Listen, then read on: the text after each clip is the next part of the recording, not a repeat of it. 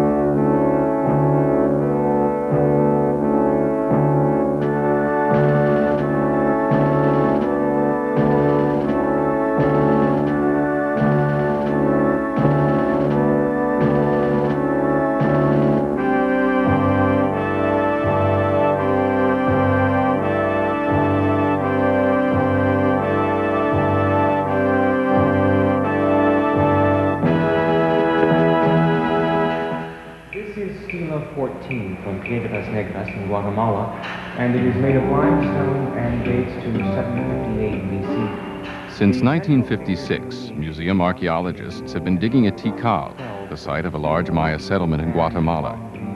Stone stela, like this one from another site, are similar to ones found at Tikal. They offer clues to the history of this highly developed society. But mystery still surrounds some of the reasons why the Maya civilization declined. For visitors of all ages, this mystery of vanished cultures raises questions about their own destiny. And for some of them, it may provide answers for the future. Very useful in deciphering certain sets of Maya glyphs. These come from West Africa, Nigeria, mainly from the state of Lagos, and there's a modern society depicted. Although they're part of a living civilization, little was known about the people who made these African dance masks. This is because many cultural traditions were simply never written down. Now, archaeological and anthropological studies are filling in the gaps, and the University Museum is using its collection to preserve a treasured heritage. Since 1890, the University Museum has been among the world's leading institutions involved in studying ancient Egypt. In the mummy exhibit, archival resources helped recreate these tombs as they were found.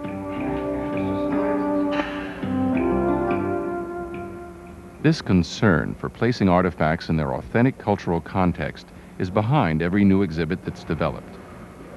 Researchers take exacting measures to design displays that are both appealing and accurate.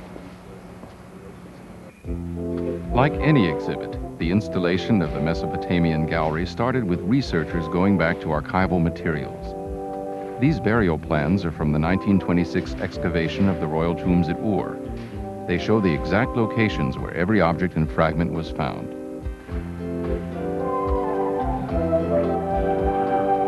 Some of these materials have been held in storage since the excavation.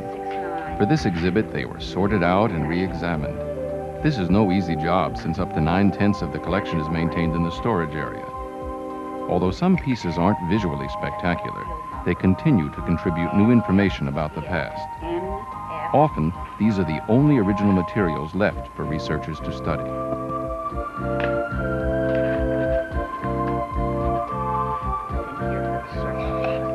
One of the most famous pieces in this collection is the ram in the thicket.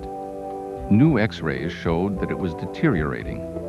Conservation work was performed to preserve it, and plans for a full restoration were made. Also for this exhibit, designers re-examined materials from the gravesite of Queen Puabi.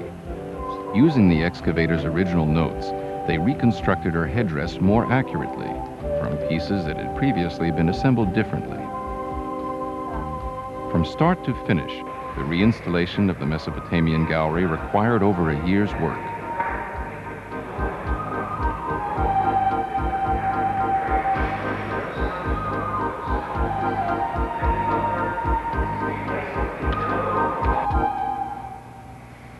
They also wrote on stone.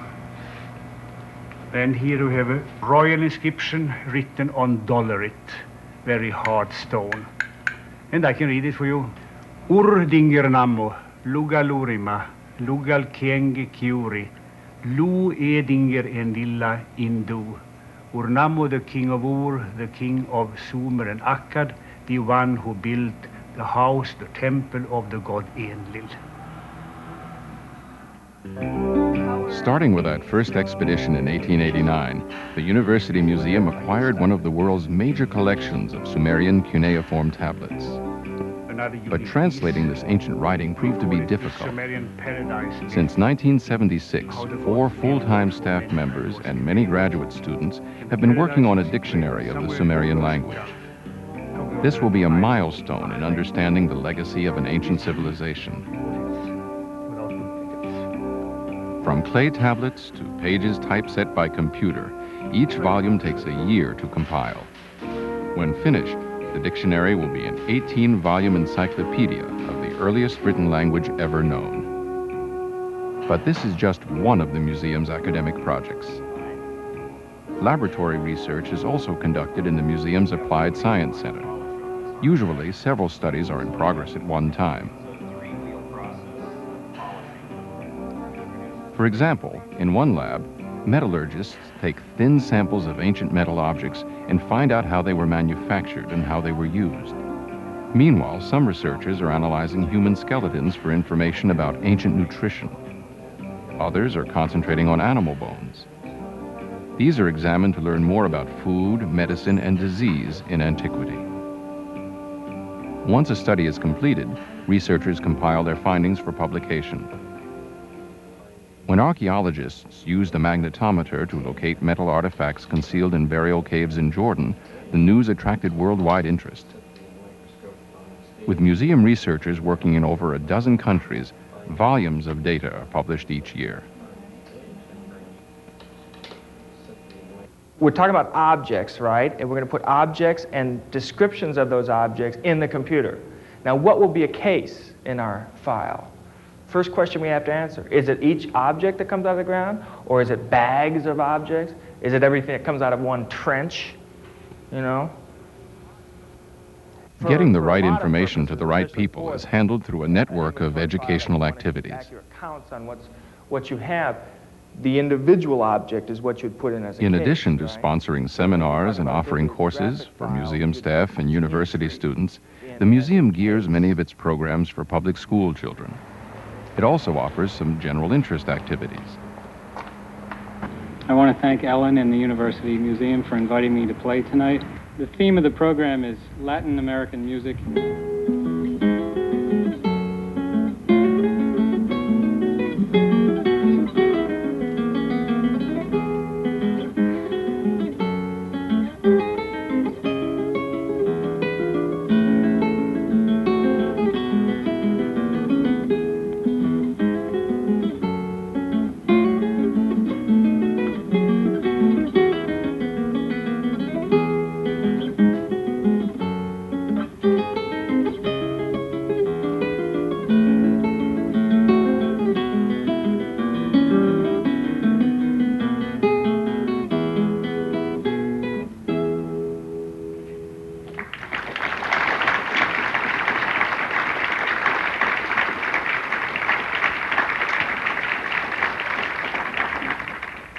In the fall of 1986, the University Museum starts celebrating its 100th birthday.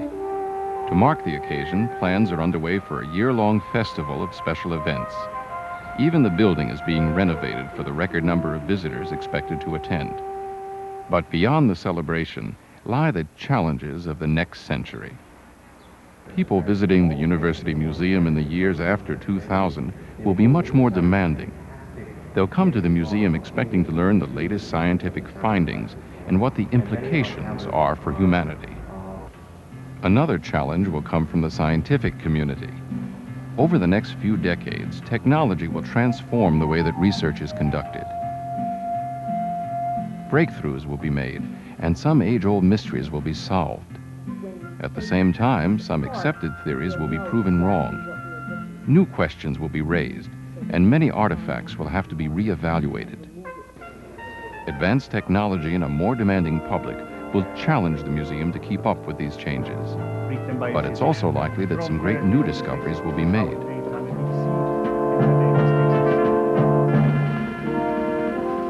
In its first 100 years, the University Museum accomplished what its founders set out to do.